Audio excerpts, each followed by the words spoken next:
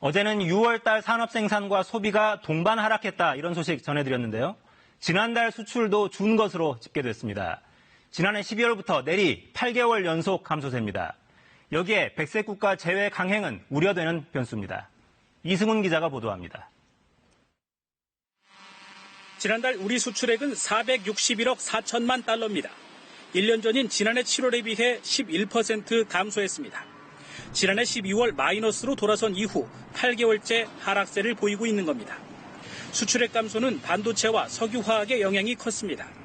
지난달 반도체의 수출 물량은 14.9% 증가했지만 D램을 기준으로 단가가 1년 전의 절반 수준에 불과해 수출액은 오히려 28.1%나 감소했습니다. 석유화학 제품 역시 수출 물량은 10% 넘게 늘었지만 수출액은 지난해에 비해 12.4% 줄었습니다. 반면 자동차와 가전 같은 주력 품목과 바이오 헬스, 화장품 같은 신수출 동력 품목은 상승세를 유지하고 있습니다.